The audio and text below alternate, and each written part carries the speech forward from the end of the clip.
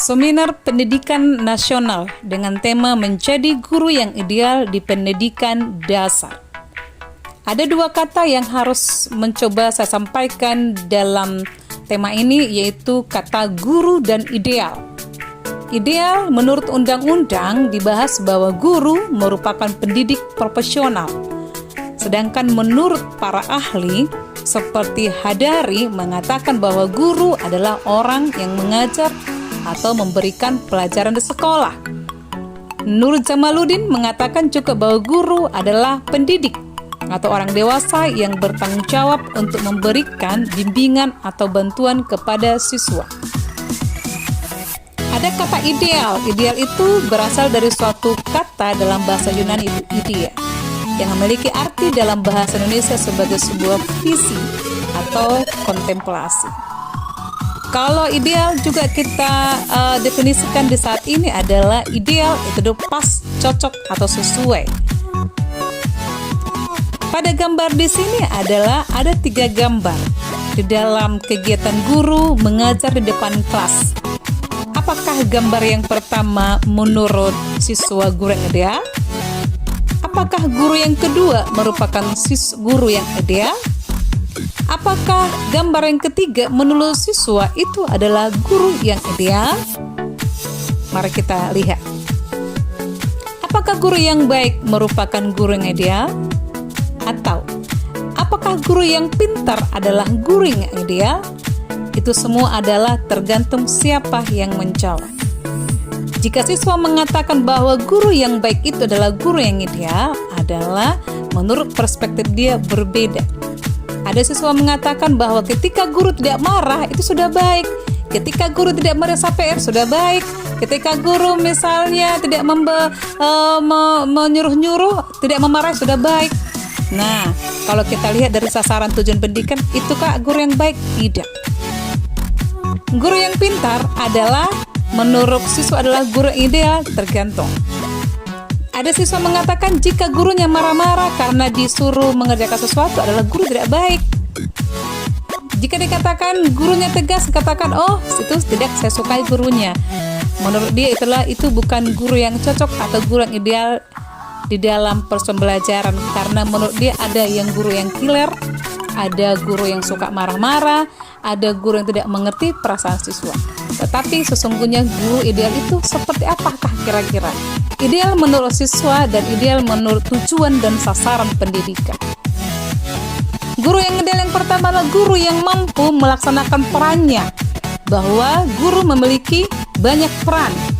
Yang pertama sebagai demonstrator, sebagai evaluator, sebagai mediator dan fasilitator, sebagai pengadministrasian, sebagai pengelola kelas, dan juga sebagai motivator, dan juga peran guru masih banyak lagi. Peran guru di dalam Undang-Undang Pasal nomor 14 tahun 2005 pasal 4 juga disampaikan bahwa peran guru itu adalah untuk meningkatkan mutu pendidikan. PP nomor 74 tahun 2008 pasal 1 juga dikatakan bahwa guru adalah pendidik profesional dengan tugas untuk mendidik, mengajar, dan sebagainya. Yang kedua adalah guru yang ideal. Guru yang ideal itu guru yang mampu beradaptasi dengan perubahan. Bagaimana menjadi siap menjadi seorang guru adalah harus siap dengan perubahan atau adaptif. Berubah terhadap apa? 1. Terhadap tujuan pembelajaran yang tercantum di dalam setiap kurikulum yang berlaku. Guru yang mampu membantu siswa dalam mencapai tujuan pembelajaran dalam proses pembelajaran, belajar mengajar sesuai dengan tuntutan kurikulum yang berlaku. Jika guru di zaman Y, di zaman X, di zaman milenial sangat berbeda. Kalau mungkin di kurikulum yang lama adalah guru hanya adalah berkata bahwa student center, teacher center, artinya bahwa pembelajaran itu berpusat kepada guru yang selalu mengatakan dengarkan ke sini, catat, tulis dan sebagainya. Tetapi ketika dengan sistem pembelajaran mata pelajaran, ketika berubah suatu sistem pembelajaran yang mengarah kepada student center dengan kurikulum yang baru, dengan sistem pembelajaran tematik, guru-gurunya adalah bingung bagaimana cara menerapkan pembelajaran. Jadi guru yang ideal itu adalah guru yang mampu beradaptasi dengan perubahan. Guru yang ideal itu guru yang mampu membantu siswa mencapai tujuan pendidikan. Tujuan pendidikan itu adalah menggamit atau menyentuh 3 ranah. Itu ranah kognitif, berbicara dengan pengetahuan atau ilmu. Yang kedua, ranah afektif, berbicara dengan sikap, etika, sopan santun, perilaku. Sedangkan ranah yang ketiga, ranah psikomotorik, itu kemandirian, keterampilan, dan sebagainya. Ranah tersebut juga adalah bisa kita lihat ada di dalam Undang-Undang Republik Indonesia Nomor 14 Tahun 2005 Pasal 6, bahwa tujuan pendidikan itu adalah agar menjadi manusia yang beriman dan bertakwa kepada Tuhan Yang Maha Esa, berakhlak mulia, sehat, berilmu, cakap, kreatif, mandiri, serta menjadi warga negara yang demokratis dan bertanggung jawab. Guru yang ideal itu guru yang mampu beradaptasi dengan perubahan, yaitu bahwa guru itu harus inovatif. Guru yang harus mampu berkreasi untuk melaksanakan proses pembelajaran seperti saat ini. Ketika suatu muncul perubahan adalah masa pandemik di tahun 2020 ini, adalah guru dituntut adalah sekolah mengadakan pembelajaran daring online atau PJJ. Dan biasanya ketika kita di dalam sebelum pandemik, kita belajar di kelas secara tatap muka, tetapi ketika muncul suatu perubahan, guru tidak mampu membuat suatu inovasi, yaitu dengan pembelajaran daring. Pembelajaran daring itu adalah banyak aplikasi, boleh misalnya dengan Zoom, dengan Google Meet, dengan YouTube, dan juga dan lain sebagainya. Jadi untuk saat ini adalah kita dengan perubahan ini kita harus mampu menciptakan suatu inovasi dengan perkembangan teknologi. Bahwa sekarang ini adalah semua sistem pembelajaran itu menggunakan pembelajaran daring. Guru yang ideal itulah guru yang mampu adaptasi dengan perubahan apa? Yaitu lihat bagaimana perubahan kebutuhan siswa.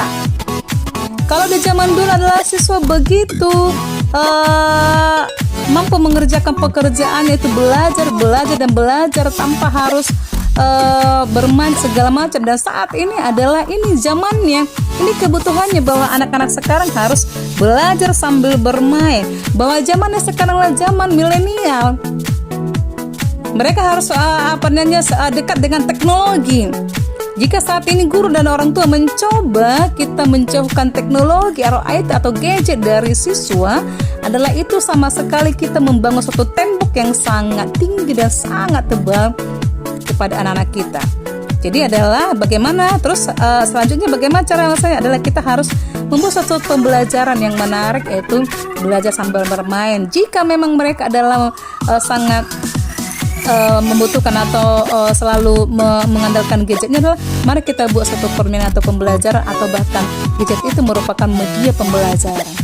Jadi dengan perubahan ini, kalau mungkin di zaman dulu ini tidak diterapkan, ada zaman dulu tidak ada IT, anak-anak SD dulu tidak namanya hobi main game, atau zaman dulu tidak tahu namanya media sosial. Atau saat ini SD sudah aktif dalam media sosial, sudah punya Facebook, sudah bisa buka YouTube.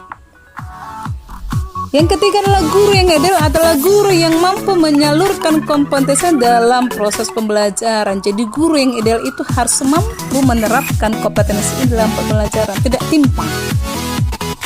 Tidak boleh guru hanya pintar untuk melakukan pembelajaran. Tidak boleh hanya guru adalah yang memiliki jiwa sosial yang tinggi atau berinteraksi yang baik dengan masyarakat, tidak hanya itu. Atau guru yang profesional mengolah perencanaan, pelaksanaan, evaluasi. Bahkan yang keempat adalah dia seorang guru yang baik, yang berkarakter alhamdulillah. Tidak, tetapi ini adalah supaya ketika dalam proses belajar tidak ada yang timpang, tetapi ketika dia menyesuaikan melakukan action dalam pembelajaran, itu adalah keempat kompetensi tercover di dalam kegiatan pembelajaran.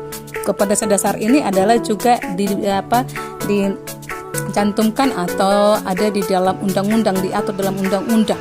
Di dalam pasal 10 Undang-Undang Indonesia Nomor 14 Tahun 2005 pasal 10, kompetensi guru sebagaimana maksud dalam pasal 8 meliputi kompetensi pedagogik, kepribadian, kompetensi sosial, dan kompetensi profesionalnya yang diperoleh melalui proses pendidikan proses.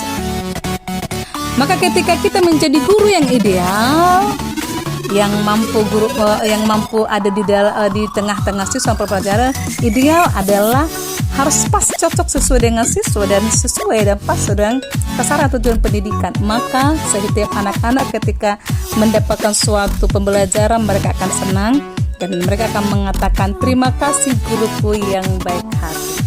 I love you so much.